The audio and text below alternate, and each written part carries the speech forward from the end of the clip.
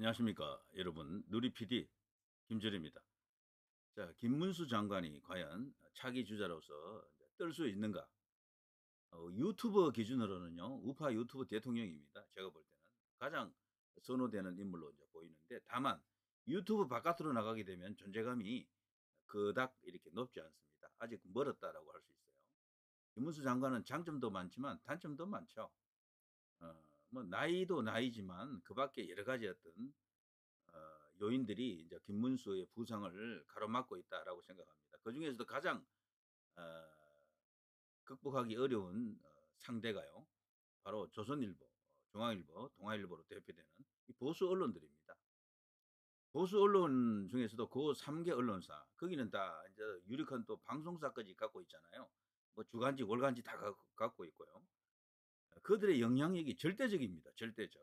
제가 볼 때는요, 노태우 대통령 이후 지금 저기 윤석열 대통령까지, 소위 이제 좌파들이 득세한 서너 번, 뭐 김영삼을 보수로 본다면 보수인데, 또 반점 보수다, 1.5 보수다, 뭐 이런 말이 있죠. 0.5 보수가 되겠죠, 0.5. 자, 어쨌거나 김영삼도 이제 아군 진영에서 이긴 거죠. 이제 쭉 보시면요, 조중동의 선택이 전부 그대로 적중했다라고 볼 수가 있습니다. 국민 여론을 대표하는 집단으로 보기는 좀 어렵지만, 적어도 이제 보수 혹은 현재 여권, 범여권, 범보수, 범우파라고 할 수 있는데, 이들을 견인하고 이들의 여론을 한데 모으는 힘을 가진 것은요, 조중동이 유일해요. 조중동이 유일하다. 그래서 우파의 원탁 회의는 바로 조중동이다라고 할 수 있습니다. 원탁 회의보다도 더 세죠, 영향력이. 과거에 네이버가 직접 편집을 할 때는 네이버가 이 나라에서 최고 영향력 언론이었었는데, 이제 네이버는 원래 그런 거 하면 안 되잖아요. 거기는 포털 사이트로서 일종의 플랫폼인데, 플랫폼이 가장 큰 힘을 가져버리니까 그때 당시 이제 난리 났었죠, 언론들이. 근데 거기 정치적으로도 큰 문제가 되고 편향성 이런 것 때문에 네이버가 이제 그걸 하지 않습니다. AI가 비교적 공정하게 하려고 노력을 하고 있죠, 어쨌거나. 자, 이렇게 되니까 올드 미디어들이, 레거시 미디어들이 다시 힘을 지금 발휘하고 있습니다. 그들이 또 이제는 방송 매체까지 갖고 있는 데다가 유튜브 같은 이런 어떤 뉴 미디어에도 진출해 있잖아요. 우파 유튜버들 뭐 지금 진성호 씨를 비롯해서 수천 명이 지금 우파 유튜버로서도 활동하고 있습니다만, 근데 그 사람들보다도 더 큰 존재들이 바로 이런 레거시 미디어의 유튜브 진출입니다. 이 사람들은요, 채널이 한 개가 있는 게 아니에요. 여러 개 있다고. 그 구독자 수나 그 조회수 보십시오. 압도합니다. 일반적인 어떤 개인이 하는 유튜브라든가 뭐 법인을 만들어서 하더라도 그런 본격적으로 이제 언론사가 이제 진행하는 유튜브들도 엄청나게 많거든요. 거기서도 어마어마한 어떤 여론 형성이 또 일어나기 때문에 지금은 사실 이제 범여권, 범보수, 범우파는 조중동의 이제 영향력으로 움직이는 그런 거다라고 이제 보면 되겠죠. 이게 말이죠, 김문수 이 장관에게는 가장 불리한 요소입니다. 왜냐하면 이들이 김문수 장관을 선택하지 않거든요. 아예 끼워주려고 하지를 않습니다. 근본적인 원인은 일단은 김문수가 한 세대 전의 사람으로 보는 것 같고, 보면요. 그리고 나이가 어쨌거나 좀 있다. 경쟁력이 없을 것이다라고 지레 짐작을 하는 겁니다. 이 언론사들은 김문수의 과거를 잘 알거든요. 전설적인 이야기들. 그야말로 스토리텔링에 관한 한 독보적입니다. 좌우 모두 통틀어서도 현재 대선 주자군에 들어갈 수 있는 인물 중에는 가장 풍성한 어떤 스토리텔링의 재료를 갖고 있는 인물이죠. 다른 정치인들은 이야기할 게 없어요. 현재 상황 외에는 달리 언급할 게, 옛날에 이 사람이 이랬다더라 이런 이야기가 할 게 없다니까 거의. 근데 이 김문수 이분은 아니거든요. 너무도 많아요, 그런 이야기가. 제가 김문수 이분을 원래도 좀 잘 알지만 이렇게 쭉 이렇게 과거를 한번 다시 한번 이렇게 들춰 보니까, 와, 그야말로 무궁무진 이야기의 보따리의 그 보고입니다, 거기는. 마음먹고 풀면요, 1년 내에 이야기할 수 있어요. 그 정도로 많습니다, 이야기거리가. 근데 이런 것들이 놀랍게도 우리 언론에 의해 가지고 크게 많이 알려지지 않았어요. 너무 이 사람이 조용해서 그래요, 차분해서. 사실 경기지사 2번 하고 그 앞에 이제 국회의원도 3번 하고 그 사이에 공관위원장도 한 번 했었잖아요.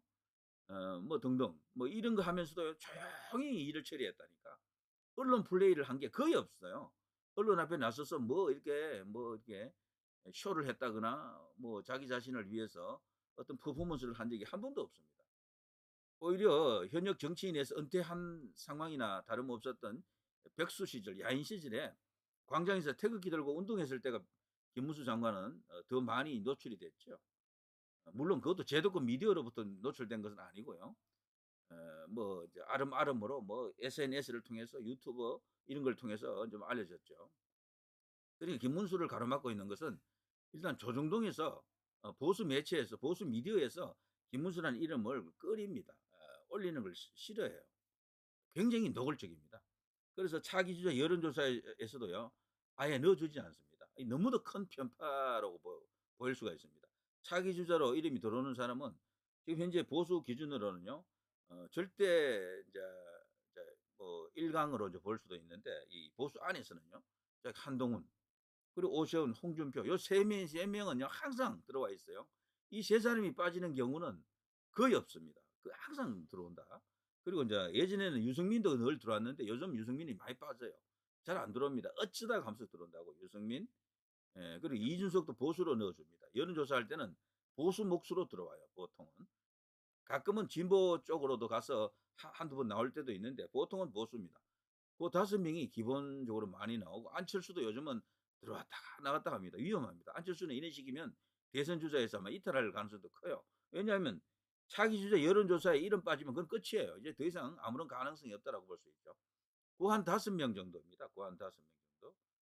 그밖에 뭐 인물은 거의 없다시피 한데 이제 물론 참 원희룡이 있네요, 원희룡.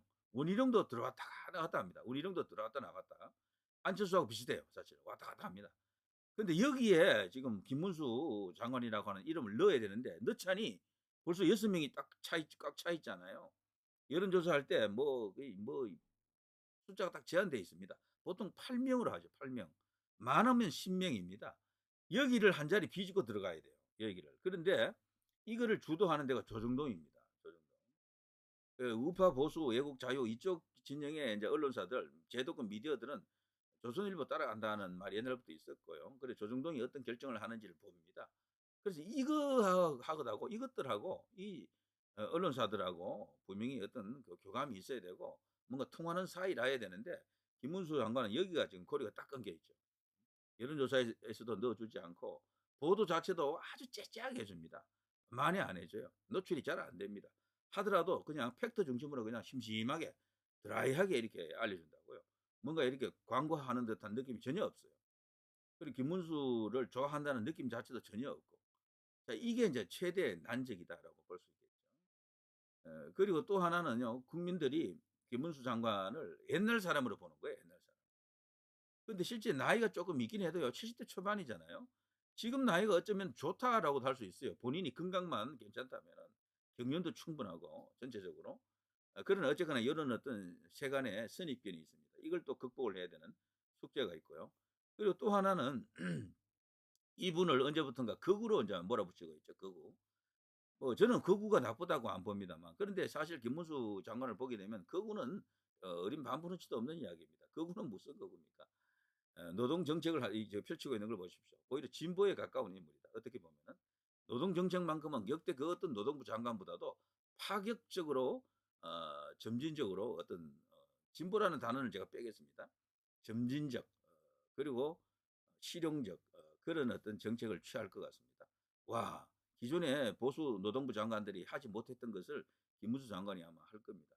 이거는요 오세훈이라든가 기타 뭐 다른 어떤 그 이제 보수 대선 주자들 급들 있잖아요. 이 사람들보다도 더 왼쪽으로 나간 그런 정책을 아마 펼칠 가능성이 커요. 그래서 노동계에서도요. "와 김문수 다시 봤다."라고 말할 가능성이 굉장히 큽니다. 물론 김문수라는 분은요. 자신의 기준이 명확합니다. 일단 노사 관계에 있어서요. 노동 3 법을 벗어난 행위에 대해서는 칼입니다 이분은. 그래서 노란봉투법 같은 저런 거는 어린 반부르치도 없죠. 김문수 앞에는 들이댈 수가 없습니다. 그래서 노조들이 정치적 활동을 한다거나 조직적으로 뭔가 반국가적 행위를 하는 데 있어서는 그야말로 엄단하는 인물이 될 거예요. 그냥 포충전 저승사자가 될 겁니다. 그렇지만 노동자들, 근로자들 한 사람 한 사람 품는 어떤 그런 어떤 따뜻한 마음 그리고 한 대 엮어가는 뭐 노사 문화를 이렇게 긍정적으로 건전하게 이끌어 나가는 그런 어떤 이슈에 있어서는 역대 그 어떤 장관보다도 탁월한 능력을 발휘할 가능성이 크다. 벌써 그런 이슈들이 많이 나오고 있습니다. 예. 자, 그렇기 때문에 앞으로 이 노동 쪽에서 어떤 정책을 펼치느냐, 어떤 성과를 얻느냐에 따라서 김문수 장관을 다시 봤다라는 노동계 자체 내의 평판이 따를 수가 있습니다. 이럴 경우에도 민노총에서는 끝끝내 정치적 이유로 김문수를 반대하겠죠. 근데 한국노총 같은 경우는 절반이잖아요. 반반이잖아요. 그쪽은 분명히 입장이 바뀔 수가 있습니다. 김문수 지지로 돌아설 수도 있어요. 얼마든지 이제 그렇게 될 수가 있다. 뭐 기본적으로 대한민국 정치인들 중에 역대 이제 노동운동 그 거친 인물들 중에 김문수를 능가하는 사람이 없어요. 그야말로 전설 중에 전설이었고, 뭐저 노회찬 이미 고인이 된 노회찬, 심상정 이들이 롤 모델이 이제 김문수였다라고 하니까 말 다 했습니다. 그리고 그 유시민도 한때 김문수의 쫄이었죠. 그런 시대가 있었고요. 그 둘이 나중에는 또 경기지사를 놓고 둘이 붙었잖아요. 그때도 이제 작은 차이긴 했지만 김문수가 이기면서 재선했었죠. 경기지사에서. 그때 김문수의 그 역량이랄까 대단했죠. 유시민도 그 당시에는 전성기급이었어요. 그 유시민을 깬 겁니다. 대단해요, 이분도. 그러니까 요즘은 나이가 들어서 좀 어눌해졌죠. 근데 과거에 하는 거 보면요, 딱 할 말 딱 하는 스타일입니다. 그리고 말에 빈틈이 없어요. 맘 먹고 각 잡고 하면 말을 자꾸 못한다 그러는데 각 잡고 하면 잘합니다. 제가 볼 때는 여러 번 제가 봤지만 마음 먹고 이렇게 하는 말은 잘해요. 그리고 충분히 긴 연설도 잘 소화하고 TV 토론 같은 거 예전에 유시민하고 했던 걸 제가 보니까 저도 그때 당시도 봤습니다만 굉장합니다. 뭐 그 상황 파악 그리고 종합 행정에 대한 능력, 이해도 그리고 세부적인 사안에 대한 어떤 그런 것들이 입력이 다 돼 있어요. 그래서 소위 말해서 국가 경영을 위한 준비가 다 되어 있는 인물이다. 경적적으로도 그렇고 과거 스펙으로도 그렇고요. 그리고 이제 스토리텔링으로서도 그렇고 그 경기지사를 두 번 해봤다라는 것은 이거는 어마어마한 자산인 거지. 거기다 국회의원도 세 번 했죠. 그래서 뭐 준비가 더 이상 필요가 없습니다. 제가 볼 때 이 사람은 이념적으로도 그렇고 그리고 뭐 이게 국가관 이런 것들 뭐 아주 투철하잖아요. 그리고 요즘은 말이죠 대선 주자급 되면 뒤도 좀 깨끗해야 되잖아요. 그런 면에서는 이 김문수를 이렇게 능가할 수 있는 사람이 아무도 없습니다. 비교 자체가 불가하다. 저는 국민의힘에서 지금 국회의원 나오는 사람들 본인 처가 그리고 또 자신의 집안 이런 이야기까지 다 이렇게 연결하면요. 그 틀어서 먼지 안 난다 정도가 아니고 전부 다 위험해요. 제가 볼 때는. 음? 너무도 털 게 많습니다. 너무 털 게. 홍준표하고 오세훈은 차라리 털 게 없어요. 이분들은. 근데 이분들은 약점이 뭔가 하면은 스펙에 있어서요. 과거 스펙에 있어서 뭔가 국가적 어젠다와 연결해서 이야기할 수 있는 게 경력 외에는 할 게 없는 거야. 홍준표도 검사에서 뭐 그냥 이렇게 출세한 뭐 이런 경력들이 있죠. 오세훈도 사실은 개천이잖아요. 홍준표도 개천이고 어려운 그 시절 태생 자체가 아주 어려운 집안에서 태어나서 고생 엄청나게 해가지고 자수성가한 사람들이잖아요. 그런 드라마는 있는데 이제 그런 것들이 국가, 민족 어떤 뭐 이런 것과 연결되는 이야기 이슈는 그렇게 많지 않습니다. 사실상 이제 입신양명하고 난 뒤부터 이야기들이죠. 이 두 사람 다. 근데 김문수 이분은 안 그래요. 고등학교 때부터 이 사람은 박정희 대통령 삼성계엄 반대를 주도해가지고 경북고등학교 3K 이제 고등학교 아닙니까? 경기고, 경북고, 경남고 이게 이제 알아주는 3대 명문고 아닙니까? 우리나라에서 옛날에 거기서 고등학교 2학년 때 그 데모를 주도해가지고 그 정확 맞은 사람이에요. 고등학교 때부터.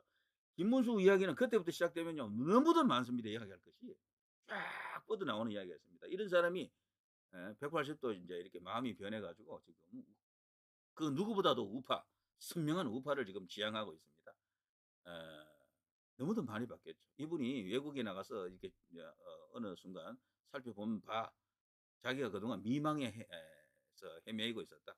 노동운동의 본질 자체는 맞지만 대한민국을 바라보는 정치 권력을 바라보는 시각이 완전히 잘못되었다는 걸 깨달았다 그러죠. 특히 박정희 대통령 같은 분을 보고 그야말로 위대하다라고 말하지 않을 수가 없다라고 본인이 그냥 절절히 깨달았다라고 하지 않습니까?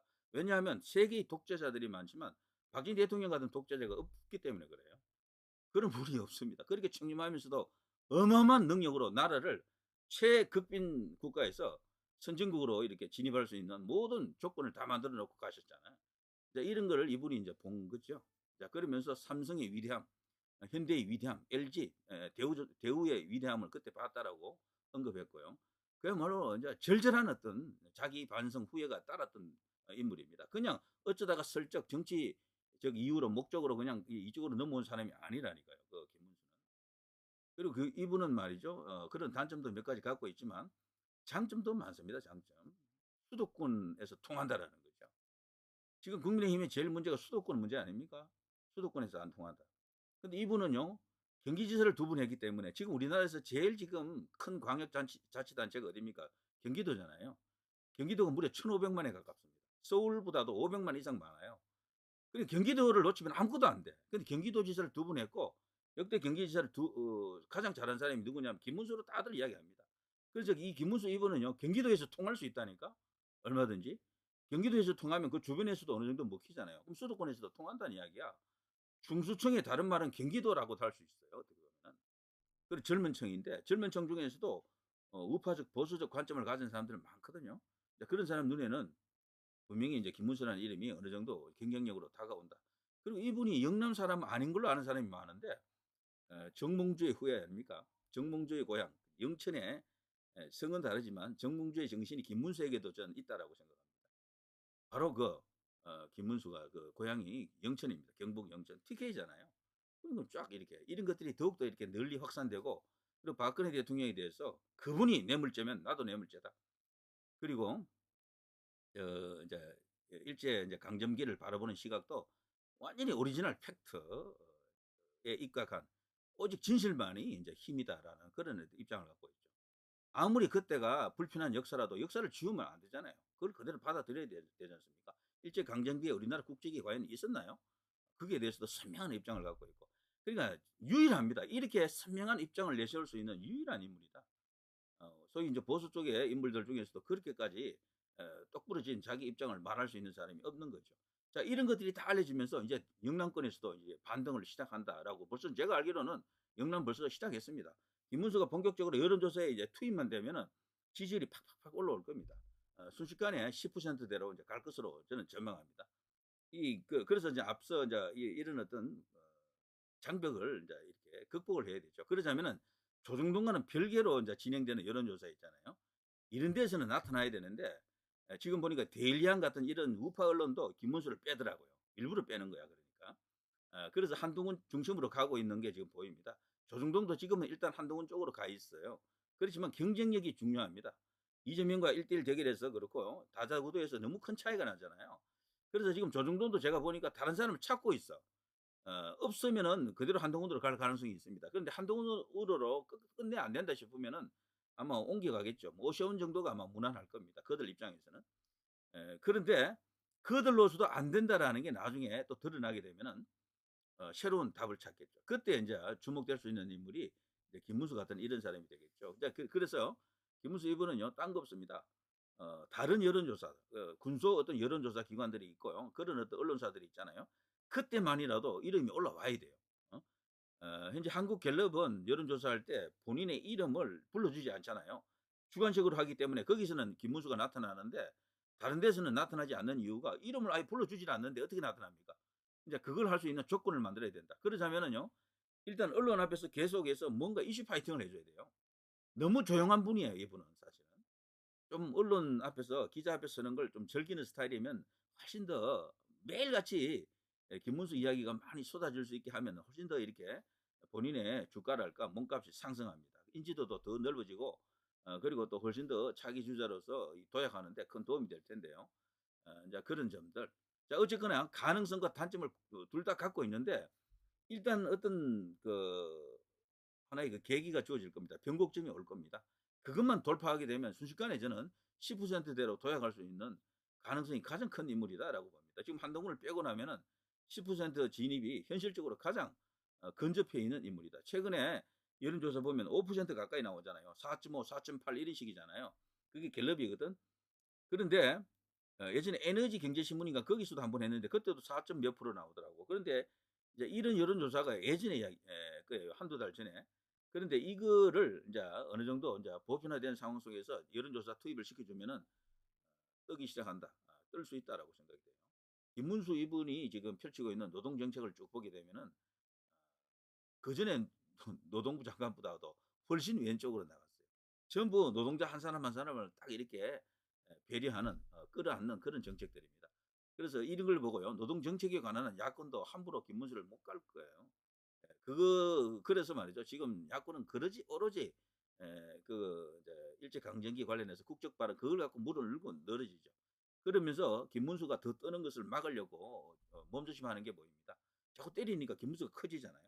그래서 아예 안 보려고 하네. 국감에서 부르지도 않고 그거 사과 안 하면 당신은 안 부른다라면서 그냥 장관을 그냥 배제하고 지금 국감을 하고 있어요, 지금. 노동부 고용노동부 국감 말이죠. 그것은 그만큼 김문수가 부담스럽다라는 이야기입니다. 그들로서도요. 하늘 같은 선배고 사실 보면요. 인격적으로나 청렴도라든가 이런 게 이제 비교가 안 되잖아요. 김문수의 청렴도 하면은 그 누구도 지금 비교할 사람이 없을 겁니다. 음.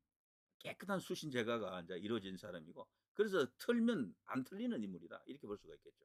근데 때려 보니까 야권이 김문수를 그냥 수구 꼴통 뭐 극우라고 때리니까 자꾸 커지잖아. 눈덩이처럼. 그래서 '어차 이거 안 되겠다. 자칫하면 선수 바뀌겠다. 한동훈에서 김문수 되면 정말 버거울 수도 있다.'라고 생각하는 사람들이 있어요. 왜냐하면 이재명하고 비교해 보면은 모든 게 나이 빼놓고는 전부 이재명보다는 우위에 설 수 있는 인물입니다. 제가 볼 때는 김문수가. 청렴성 뭐 그리고 경기지사 했을 때 두 사람 다 비교가 되잖아요. 그런 것들. 두 사람 다 TK 출신이네. 한 사람은 영천, 한 사람은 안동. 자 그래서 거기서도 충돌이 일어날 수 있고요. 전체적으로 이제 종합 행정 능력을 이렇게 보더라도 비교가 되고. 그래서 김문수가 어떻게 보면요. 다른 사람은 몰라도 이재명 잡는 데는 그야말로 최고의 카드일 수 있다. 천적일 수 있다. 이런 생각을 갖는 사람들이 하나둘 지금 많아지고 있다. 언제 제가요 이재명과 제가 김문수 두 사람을 딱 비교해 놓고 한번 이렇게 대조를 시켜 볼게요. 왜 김문수가 이재명을 잡는 천적이 될 수 있는지. 이거 벌써 이재명 지지하는 개딸 중에는요 눈치 깐 사람들도 있더라고. 김문수 저거 가만 보니까 안 되겠다. 과거 보니까 이재명도 사실 스토리텔링이 엄청난 인물이거든요. 개천 출신으로서 뭐 그 학교도 정규 학교도 거의 안 나왔잖아요. 이제 이 사람도 걸어온 길 보면 그 스토리텔링 손가락 뭐 이렇게 뭐 날아간 이야기부터 해서 쫙 있거든요. 거기도 노동 자로서 험한 길을 걸어온 그런 역사가 있습니다. 나쁜 이야기도 많지만 어쨌거나 그런 어떤 삶의 궤적들이 있거든요. 그걸로 그동안 김문수를 이렇게 들이밀은 그런 측면도 있습니다. 근데 김문수가 아니고 이재명을 들이밀은 그런 측면이 있는데 김문수라는 사람을 딱 갖다 붙이면은 그게 죽어요.